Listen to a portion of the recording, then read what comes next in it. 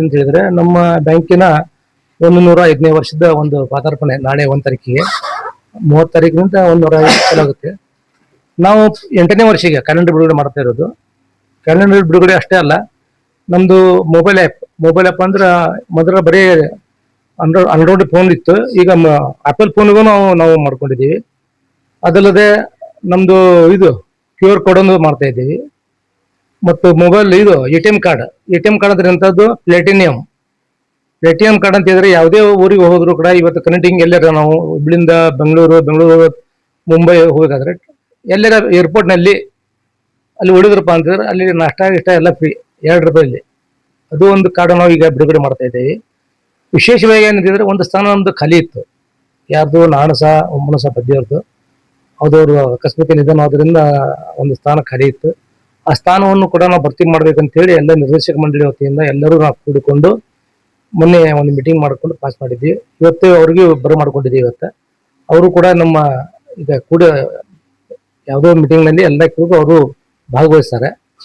ಮತ್ತೆ ವಿಶೇಷ ಏನಂತಿದ್ರೆ ಮುಂದಿನ ಯೋಜನೆಗಳನ್ನ ಮತ್ತೆ ಇನ್ನೂ ನಾವು ರೂಪ ಮಾಡ್ಕೊಂತ ಇದೆಯಲ್ಲ ನಮ್ಮ ನಿರ್ದೇಶಕ ಮಂಡಳಿಯಿಂದ ಯಾವ್ಯಾವ ಹೊಸ ಯೋಜನೆಗಳು ಬರ್ತಾವ ಆ ಯೋಜನೆ ನಮ್ಮ ಬ್ಯಾಂಕಿಗೆ ಜಾರಿಗೆ ಮಾಡೋದು ನಮ್ಮ ಕರ್ತವ್ಯ. ನಾವು ಮಾಡಕತ್ತೀವಿ, ಪ್ರಯತ್ನ ಮಾಡ್ತಾ ಇದೆಯಲ್ಲ.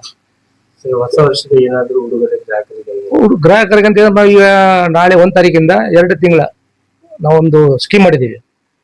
ಲೋನ್ ಸ್ಕೀಮ್ ಯಾವುದೋ 2 ವೀಲರ್ ಆಗಲಿ 4 ವೀಲರ್ ಆಗಲಿ ಹೌಸಿಂಗ್ ಲೋನ್ ಆಗಲಿ ಮಾರ್ಗೇಜ್ ಆಗಲಿ ಮತ್ತು ಇತರೆ ಎಲ್ಲ ಸೇವೆಗಳಲ್ಲಿ ಕೂಡ ನಾವು ಸ್ವಲ್ಪ ಡಿಸ್ಕೌಂಟ್ ಮಾಡಿ ನಾವು 2 ತಿಂಗಳ ಗ್ರಾಹಕರಿಗೆ ಒಂದು ಉತ್ತಮ ಸೇವೆಯನ್ನು ಕೊಡ್ತಾ ಇದ್ದೀವಿ. ಪುನಶ್ಚೇತನ ಮಂಡಳಿ ಆದಾಗಿದ್ದು SSK ಬ್ಯಾಂಕ್ ತುಂಬಾ ಮುಂದುವರಿಸ್ತಾ ಇದೆ.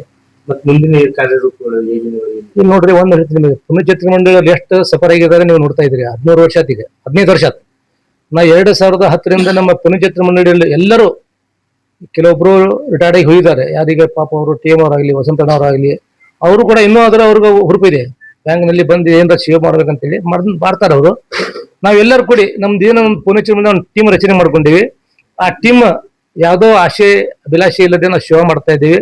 ಆ ದೇವಿ ಆಶೀರ್ವಾದದಿಂದ ನಮಗೆ ಎಲ್ಲ ರೀತಿಯಿಂದ ಎಲ್ಲ ನಿರ್ದೇಶಕ ಮಂಡಳಿಯವರೆಗೂ ನಮ್ಗೆ ಎಲ್ಲ ಒಳ್ಳೇದಾಗ್ತಾ ಇದೆ ಮತ್ತು ಬ್ಯಾಂಕು ಕೂಡ ಒಳ್ಳೇದಾಗ್ತಾ ಇದೆ.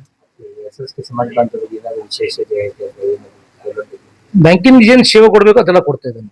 ಏನು ಒಂದು RBI ಆಗಲಿ ಕೋಆಪರೇಟಿವ್ ಡಿಪಾರ್ಟ್ಮೆಂಟ್ ಇಂದ ಏನೊಂದು ಅವಕಾಶ ಇದೆ ಅದೆಲ್ಲ ನಾವು ಕೊಡ್ಲಿಕ್ಕೆ ತಯಾರಿದ್ದೀವಿ, ನಾವು ಕೊಡ್ತಾ ಇದ್ದೀವಿ.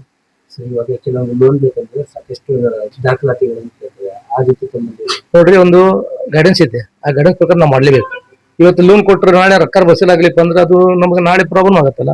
ಜನರ ದುಡ್ಡು ಆ ದುಡ್ಡು ಕೂಡ ಅವ್ರಿಗೆ ನಾವು ಹೆಂಗ್ ಇಟ್ಟಿದಾರೆ ಅವ್ರಿಗೆ ಅಡ್ವಾನ್ಸ್ ಕೊಡ್ಬೇಕು.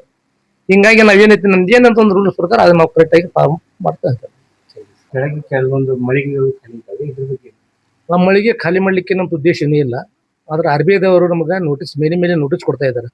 ನಾಳೆ RBI ನಾವು ರೂಲ್ಸ್ ಪಾಲನೆ ಮಾಡಿಲ್ಲ ಅಂದ್ರೆ ನಮಗೆ ಸೂಪರ್ವೈಸರ್ ಆಕ್ಷನ್ ಅವ್ರು ಹಾಕ್ತಾರೆ ಮತ್ತು ಫಿನಲ್ಟಿ ಹಾಕ್ತಾರೆ. ಅದು ನೋಡ್ಕೊಂಡು ನಾವೆಲ್ಲ ಖಾಲಿ ಮಾಡ್ತಾ ಇದೀವಿ. ನಾವು ಒಬ್ಬರೇ ಎಲ್ಲ ಮಾಡ್ತಾ ಇರೋದು. ಯಾವುದೋ ಬ್ಯಾಂಕ್ ಕೋಆಪರೇಟಿವ್ ಬ್ಯಾಂಕ್ನವರು ಬಾಡಿಗೆ ವ್ಯವಸ್ಥೆ ಮಾಡೋಂಗಿಲ್ಲ ಅಂತೇಳಿ ಒಂದು ರೂಲ್ಸ್ ಇದೆ. ಆ ಪ್ರಕಾರ ನಾವು ನಡ್ಕೊಳ್ತಾ ಇದ್ದೀವಿ. ನಾವು ಯಾರಿಗೂ ಕೊಡ್ಲಿಕ್ಕೆ ಬರೋದಿಲ್ಲ. ಬಂತಪ್ಪ ಅಂದ್ರೆ ನಮಗೇನೈತಿ ನಮ್ಮ ಬಾಡಿಗೆ ಬರೋದು ಬಂದು ಹೋಗ್ತಲ್ಲ, ಆ ಕಾರಣಕ್ಕೆ ನಾವು ಖಾಲಿ ಮಾಡಿಸಿದ್ದೀವಿ.